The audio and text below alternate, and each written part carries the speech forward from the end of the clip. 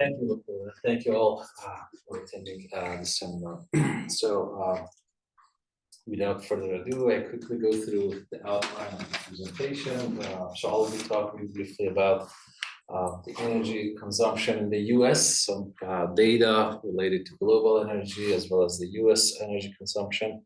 And then I'll go through shallow geothermal energy, briefly introduce the concept and some of the work that we have been doing. And then deep geothermal energy, we'll talk about that and some of the work that we did. And then I'll transition into geological storage of CO2 and a few options that have been, concepts that have been proposed for integrating geothermal and CO2 storage with some concluding remarks. Looking at the population growth, around like 8 billion, different projections. If you take the middle ground, by 2100, end of the century, population is increasing to around 10 billion, if not more, which obviously demands energy for meeting the energy demands.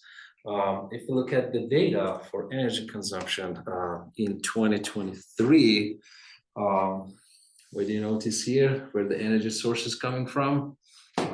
It's mostly from fossil fuels. So the renewables, hydro and nuclear, that accounts for less than 20% globally of the energy source, but almost 80% on oil, natural gas, and coal. So there is a lot of room for expanding the renewable energy and hopefully, transitioning away from fossil fuels toward renewable energy. If you look at the US specifically over the past few decades, you can see that again, the majority of the energy sources coming from petroleum products, natural gas, coal specifically. But if you look at the renewable share since 1950, when the data was recorded, there is slight increase in renewable share of the energy portfolio, but there's still a lot of room to increase or expand the renewable energy. If you look at sectors, this is data by EIA in 2023. So almost 9% of the energy here in the United States is coming from renewable sources.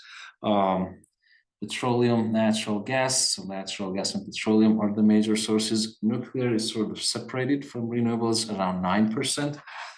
If you look at the composition of renewables, majority of that is biomass. Geothermal contribution is only 1%, so there's a lot of room for expanding geothermal specifically. Biomass itself, about 32% biofuels, 23% wood. So I guess the picture here is not as promising, but what we can collectively do just to transition away from fossil fuels toward renewable, we have to expand significantly the share of renewables in the energy portfolio.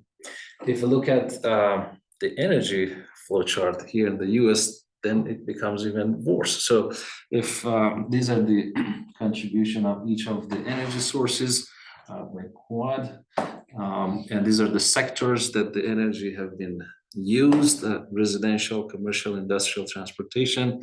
And this is the energy waste. So almost 1/3 of the energy basically will be delivered as services, but 2/3 of that is wasted typically in the form of heat. So there is a lot of room for improvement, both transitioning away from fossil fuels to renewables, and more importantly, making all of these more efficient systems in terms of energy consumption. So there are different actions that we can take. So here are a few of them. Invest and expand in renewable energy. So that's the renewable energy that I will be focusing in this talk is mostly geothermal energy. And energy storage is also another option that recently a lot of investment has been made in. Improving the efficiency of the energy, particularly in building and industry. You saw a lot of energy waste in that flow chart. Implementing smart grids, these are some of the actions that can help. Electrification of key sectors, particularly transportation, as well as heating and cooling. So that can also help. Capturing CO2, technology has been around, and then utilizing part of that captured CO2, storing the other part of CO2, particularly capturing it from some stationary sources, cement, steel, and heavy industries that contribute significantly to CO2 emissions. So I'll be talking about carbon storage in this talk. Research and innovation, obviously there are many new technologies, green hydrogen, advanced biofuels, or nuclear fusion. These are a few. Community engagement, as in any other issues that we have to always keep the community engaged in planning, as well as deploying some of renewable projects, so that would help. Policy and regulation for frameworks. These are some initiatives, including carbon prices, incentives, and collaboration with other international bodies. Making sure that accessing to energy, to clean energy particularly, is equitable and is accessible for everyone. And education, and making public awareness. So these are some of initiatives that can help during this energy transition. I will just focus on renewable, specifically geothermal, and then CO2 storage, but again, there are many actions that can be taken.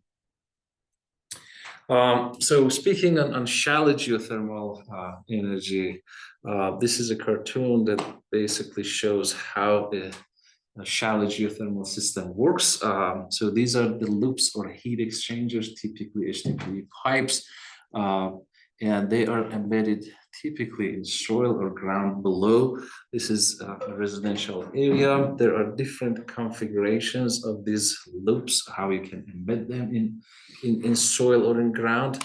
But the simple idea is that if we go below ground, then the soil is not experiencing the seasonal fluctuation of temperature or ambient temperature at the ground surface. So then it makes it ideal to exchange heat. And so that's how these heat pumps, geothermal heat pumps, are using, taking advantage of the soil or the ground. So here's an example of closed loop system. These are the loops that are basically vertically embedded in the ground. You can inject cold water, extract hot water during winter, and in the summer we do the reverse. And the heat pumps basically is used to heat up or cool down the building. Another configuration is horizontal, depending on the space or where you're located geographically. These loops are embedded basically horizontally.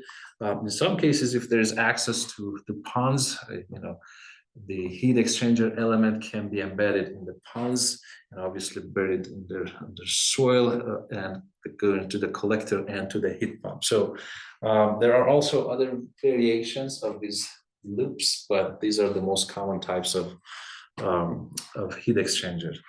I mentioned that if we go deep enough, then there's constant temperature. So if you look at the contours of temperatures, taking Atlanta, for example, these are seasonal variation of temperature. That's ground surface. But if you go 5 feet deep, you see that the temperature fluctuation diminishes. If you go 10 feet, it diminishes further. If you go 50 feet deep, then the temperature remains constant. Again, it makes it ideal for exchanging heat during summer or during winter. So if you look at the depth, temperature fluctuation with depth during winter, fall, spring, close to the ground surface, we have a lot of fluctuation, but going deeper, close to 50 feet, in that case, the temperature remains constant, and that would be ideal for exchanging heat. So why these geothermal heat pumps or ground source heat pumps are, are suitable or efficient? Well, for 1 kilowatt of input, typically in the form of electricity, typically we can get 4 kilowatt of output. So that's significantly higher than other like air source pumps or other types. And it's also zero carbon emission, particularly if you couple it with green electricity. It is economical, so it has reduced operational cost as well as maintenance cost. So this table sort of summarizes the efficiency of the system as well as its CO2 emission. So if you look at ground source heat pumps or geothermal pumps, heat pumps, and if you couple it with green electricity from solar, for example, then the efficiency of the system is somewhere between 300 to 400. And if you look at the CO2 emission, almost zero, as opposed to, for example, if you look at the gas-fired boiler, the efficiency is somewhere between 70 to 80%, and still have the CO2 emission. So that's one of the advantages of using these geothermal heat pumps. Here are a few examples of loops. The residential place in Virginia, and in this case, the loops are simply embedded in this track. So there's excavation and then embedments of the loops. But the loops also can be embedded within the slab, the foundation, as you can see here on the images. So we sort of call these where the loops are embedded in a structural element. We call them structural ground source heat pumps. So there are all different types of these structural ground source heat pumps. One of which is piles. So for typically commercial buildings or high-rise buildings, we need deep foundations to reach layers that are strong enough, not necessarily bedrock, but to basically sustain the loads. So usually there are a bunch of these piles, deep foundations, and these are a structural element. So why not also taking advantage of them as a sort of embedding these heat exchangers, those tubes, to exchange heat with the neighboring soil, and the geothermal heat pump we can heat up or cool down the building. The way they're installed is that, as you can see here on the rebar cage, these loops are embedded within that loop, and the drill shafts are basically placed, and the concrete is poured. So other types include energy diaphragms, or we call them energy walls. These loops are embedded within the periphery walls. Again, these are structural elements that these loops are integrated to interact with the soil or exchange heat with the soil. And again, in all cases, the loops are collected. They go to multiple of those geothermal heat pumps and used for heating or cooling.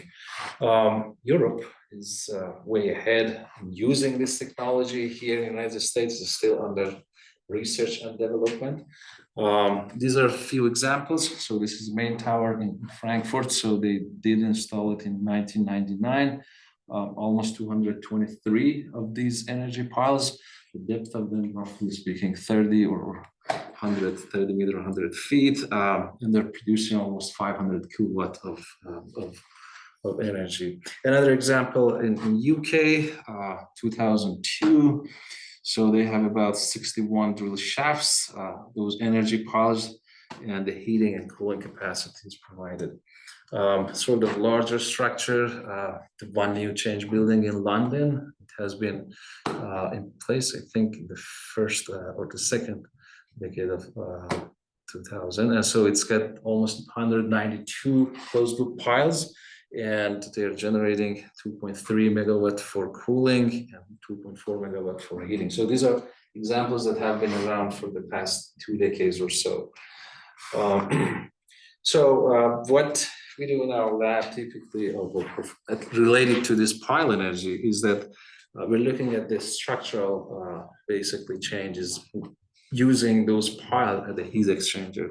So if you consider one of the piles as the load from structure, typically that high-rise building, we have the resistance from the soil. So at the end, as well as this shaft resistance, for supporting those structures. Typically, we have a bunch of these piles and the pile cap. So in structural design of this pile, spacing is important, as well as the diameter and the rebar. So now we want to integrate those elements. So one thing that we have to keep in mind is that we are adding these additional thermal stresses. So we have to account for those thermal stresses.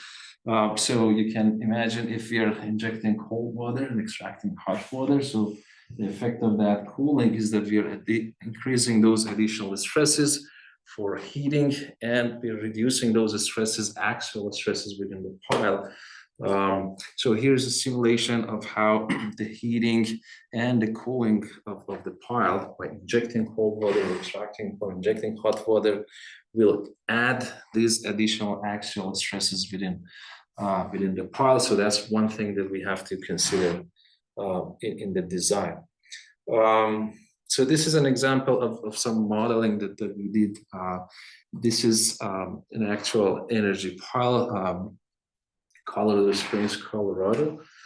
These are buildings for Air Force. So there are different foundations. For example, here, if you look at that's one of the piles that goes almost 15-meter deep into the ground. This is the layout of different foundations, 8 foundations, and this was fully instrumented with thermometers to measure the temperature and how the pile and soil are interacting over time. So we used the full instrumentation to develop a model using a software called Solve Multiphysics that incorporates different physics. You see the layout of the model, and then we looked at after the model was calibrated, you see the close agreement between the measured temperature as well as predicted temperatures from that model. So at different times, different depth, once we had close agreement between model and the field measurements, then we use the model in order to look into different layouts. So you see the in this specific configuration of pipes, where we are injecting fluid and then we are extracting. This is injection of cold water, extraction of the hot water. So the layout of these pipes is important, how you would place them inside the pile in terms of efficiency of that energy pile, as well as the thermal stresses that we are adding to that structural component. So we looked at different layout, different shank distances where we are injecting and extracting fluid, if they're close or they are spreaded, if it's a U tube, is it a W tube? So different configuration to find the sort of the most efficient layout. What we found is that, the temperature distribution within the pile itself, it significantly varies by the layout of the pile. So you see that this the temperature on the y-axis, and here is the center or the axis of the pile. These are the measurements at the edge. So those are the strain gauge and thermometers where the measurements were done. Over time, you can see like this is 10 hours, 25. And so, for example, after 100 hours, you see a significant difference between the temperature recorded at the edge of the pile versus the core of the pile. And similarly, a significant change in the amount of stresses that these are coming from thermal stresses. So these are the additional stresses that needs to be taken into account during structural design of these piles.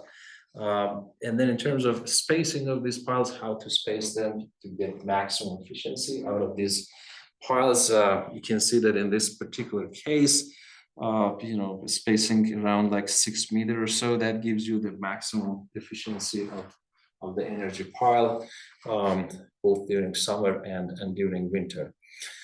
So just to quickly summarize some of the findings for this modeling is that the performance of this pile, it significantly depends on the layout of the tubes, and the temperature also varies across the pile itself. Typically evenly distributed heat exchanger that give us evenly distributed stresses, so it's easier to deal with those. And they are way more at the core of the pile compared to the edges. So in terms of implication for field study or for field work, is that this heat exchanger layout needs to be carefully considered, and because of its impact on the stress distribution and as well as performance of the pile. So if we look at the state of this geothermal heat pumps currently, there have been significant expansion of using these geothermal heat pumps in Europe. It's considered very effective for heating and cooling buildings. So far, there hasn't been any reported or documented cases that this has caused maybe any structural damage or it sort of undermined the integrity of the structural element. It's gaining some recognition here in our country, some annual installation more than 50,000 feet, but still is like compared to, for example, air source heat pumps, it's less than 1% or so. So there's a lot of room for expansion. It is expected to grow here, become part of the solution for heating and cooling of the building specifically. And obviously, as the example that they showed you, there's still a lot of research and development needs to be done to make sure that it's safe and also it is efficient. So currently, for example, for those of you maybe like structural engineering or civil engineering, we have design codes to design buildings, but we don't have a sort of unified or a comprehensive design codes for these piles that we're using them. So that's one of the missing part, particular here. Now switching gears, going to deep geothermal. So shallow geothermal, we're talking about 1,500 feet or so. Deep geothermal, we're talking about miles deep. There are different types. Some conventional hydrothermal reservoirs that typically you have hot water or steam. So that's the most conventional type. What we are focusing on are in this deep geothermal system, where you have to go at least 1 mile or 2 miles deep to reach these hot, dry bedrock. So this is a dry bedrock, and we can have one injection well and then bunch of production wells. So you inject cold water and then you extract hot water. Oftentimes, sometimes a steam. You use it for the turbine at the surface to generate electricity. So that's the concept of this deep geothermal system. There are other names: enhanced geothermal system, advanced geothermal system. So all different names in the literature. So in this example or schematic, you can see that the depth of reservoir to reach those hot, dry bedrocks, it's somewhere around 4 kilometers or 3 miles, roughly speaking. One injection well, one production well. This is typically a granite reservoir. Sandstone reservoirs also are possible, and there are some existing fractures or cracks that the water needs to flow from one end to the other end, but there also needs to create some new fractures. So a technique that is called hydroshearing as opposed to hydraulic fracturing is typically used to create cracks or fractures and open some of the existing fractures to inject fluid, circulate fluid, and mine that heat. These are some of the sort of pilot projects. Some of them are commercially running projects in our country. Desert Park, Newberry, these are two of the sort of still research and development, but in France, Australia, Germany, UK, some of them are operational and commercial EGS that are contributing to the grid. So as I mentioned, during interaction between the injected fluid and this rock, there are a lot of sort of unknown. We still don't understand it well. So you inject this cold water into this hot, dry bedrock. There are different processes that are triggered. We call them THMC, thermal, hydrological, mechanical, and chemical. So these are coupled processes. It's not easy to sort of understand how they work collectively and how it works over time. So there are different challenges in understanding and making it an efficient reservoir. So I'll address some of those that we looked at in our studies. So this is hydrosteering process that I just mentioned. You see this sort of fracture or fault that has been stable for a long time. It's a sealed fracture, so we need to open that fracture to act as a conduit for fluid to flow. So typically it requires injection of fluid with higher pressure to open it up.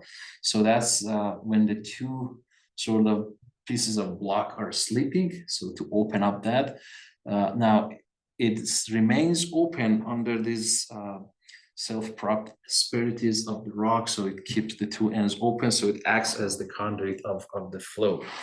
But what happens over time, as I mentioned, if you look at micro scale, you look at this fractured rock, it is under overburden stress, miles of weight of the material above it, so that will try to crush particles and close that fracture. And then because of these triggered processes, the fracture starts to close over time. So, for example, injected fluid starts to dissolve the minerals. Those dissolved minerals will be precipitated down the road. So this mineral precipitation is one of key parameters or factors that close that fracture over time. So we try to study how these interactions will play out and what are some of the ways that we can keep that fracture open, because one of the challenges that currently the industry is facing is that they create these fractures. Obviously, there's high initial capital cost, but these fractures will close over time. So typically after a year or two, there's significant reduction in the energy production because of closure of these fractures. These are some of the concerns with EGS, not all of them, but initial capital investment, induced seismicity, as I mentioned, for opening some of these sort of sealed fractures. When you start injecting with high pressure, then the two pieces of the block start to shift. That shifting, that might create a seismic event. So that's one of the concerns with induced seismicity. Typically during that stimulation, those are very micro earthquakes, but there have been documented cases of higher magnitude. For example, an EGS site in Basel, Switzerland, they experienced magnitudes of 4, and so they sort of shut off the operation. So that's one of the concerns. Water consumption, obviously, the quality of the water. So typically the injected fluid is recycled, so it's been re-injected again. But after a while, it has a lot of these sediments, calcite specifically, that needs to be disposed of. So that's one of the challenges that still needs to be addressed. But I would say that the main problem currently is just closure of these fractures over time, which will lead to production decline. And so it's one of the main challenges. So what we do in our lab, we took samples from deep geothermal reservoirs in Nevada, the Blue Mountain and Patua, and then we tried to study, what happens during injection of the fluid. This is a sample from a well from Blue Mountain. So we tried to subcore and take a few samples. Another rock sample, depth of 1.7 kilometer from the Patua geothermal field, taking some subcores for testing. In the lab, we use this high pressure, high temperature equipment that we can simulate the conditions in the field. So we can inject fluid and then study the rock specimen would be here. It's sort of instrumented with different sensors and different gauges to better understand. For example, this is the rock specimen jacketed here, the top and the bottom core holders, where they have these ultrasonic sensors that you can transmit waves, and then monitor the S waves and P wave velocity for different purposes. An example of fractured rock assembled here in the test column, and we can also sort of raise the temperature of the injected fluid, so we can monitor what would happen if we change the temperature of injected fluid. This is data from one of the experiments, 20 days versus 40-day experiment, effective stress of 25 megapascal. You see over time how the fracture is closing and how the permeability, which is a measure of how easy the water flows, is basically reducing over time. So that's a consistent observation for other stages of the test. Here we're trying to sort of simulate different stages of loading, and unloading that rock specimen, that fracture. And you can see that the permeability is sort of consistently dropping in all different stages of loading and unloading. We also use X-ray CT in order to monitor the change in the asperities of these particles and how the fracture is closing. This is an example of one of the areas to show how the asperities have been changing. One of the experiments, we tried to sort of optimize the composition of the injected fluid to minimize this closing of the fractures. This is just how the composition is changing at different areas of a fracture. And so what we found over the course of these experiments is that different rates of injection and the temperature of injected fluid will affect the closure of the fracture. Mineral dissolution, as I mentioned, significantly impacts. And then the composition of the fluid, we can make it more compatible with the rock to make that closure basically minimal. So we have to consider the chemical composition and the temperature of the injected fluid for better efficiency. Other experiments, other studies related to this sleep of the faults, so I'll try to skip through those. And so I guess what we were simulating here, looking at change in the permeability and how it changes over time. One solution the petroleum industry is using this propans. So these are sand particles or similar sand particles. Some are resin based. So you can place them within the fracture to prevent closure of fracture. We're testing with different rock samples, looking at the permeability. So the ones that we use this propan, they sort of elevated the permeability, but there are also some crushing of these propan particles as well. I'll try to skip just the main finding here was that if we change the state of stresses, we might end up with a seismic event. So we have to keep that in mind during operation. The propant could help, although itself has its own issues. So current state of deep geothermal, there are some technological innovations, there are some new investments, but there's still a long way to go. Some challenges remain to make it a widespread use. So more research and development. There are some ongoing projects, some level of sort of support from the governments, but there is still a long way to go. Geological CO2 sequestration. So the idea is just to capture CO2 from a stationary source such as cement, steel, or heavy industry, and then make it into sort of liquid CO2, inject it underground, store it underground. So it has been used for enhanced oil recovery, where it pushes the oil, but now we can store it underground in deep reservoir, typically depleted oil and gas reservoir. There are different processes that contribute to trapping of CO2. You have this cap rock, the CO2 starts to bounce, and so it will be trapped here. Some dissolution, some will be dissolved into the pore fluid, some in the form of mineral trapping, but there are also safety issues. So leakage of this CO2, for example, if there are some abundant oil or gas wells, the CO2 might leak, or if there's a fault, the CO2 might find its way to basically leak upward. Integrity of the reservoir, stability of the well, seismicity again is another factor here, another concern. If you're injecting with too much pressure, if there are faults in that vicinity, we might reactivate those faults and we might trigger a seismic event. What we are doing in the lab is just testing and testing and testing some of the rock samples from depleted oil and gas reservoir, injecting the CO2 enriched brine, and then studying what happens to that rock. So in short, you can see that there are new pores, that are created in the rock. The permeability is increasing. Now the fluid can flow easier, and we're also weakening the strength of that rock. So you can see the Young's modulus, elastic modulus, Pi's modulus, all are decreasing.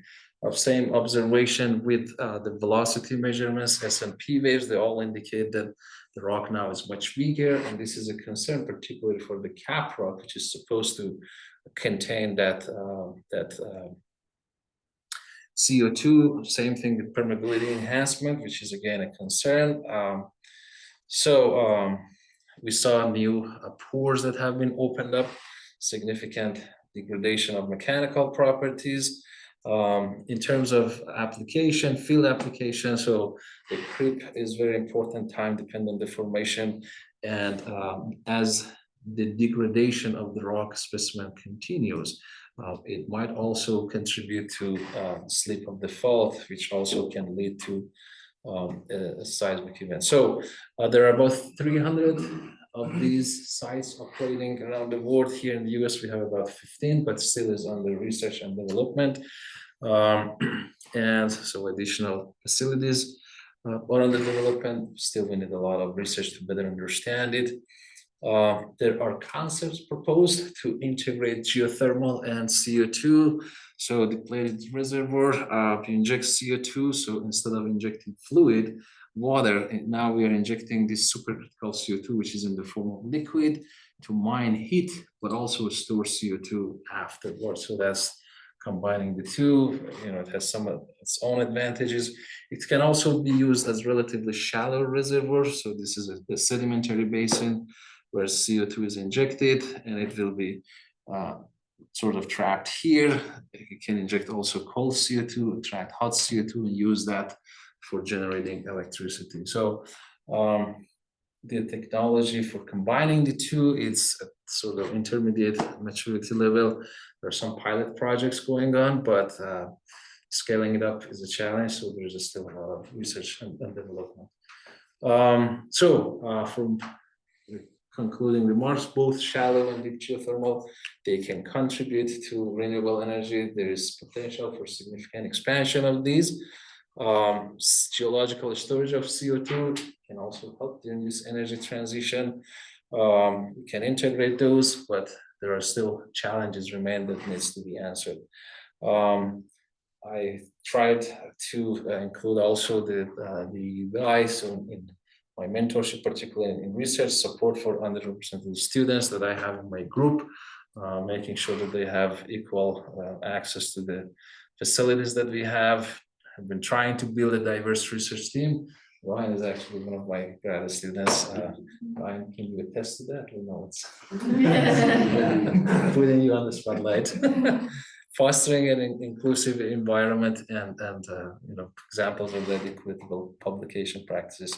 So I wanted to acknowledge a lot of grad, undergrad, and the sponsors, some of the students who have been helping, and references. Thank you.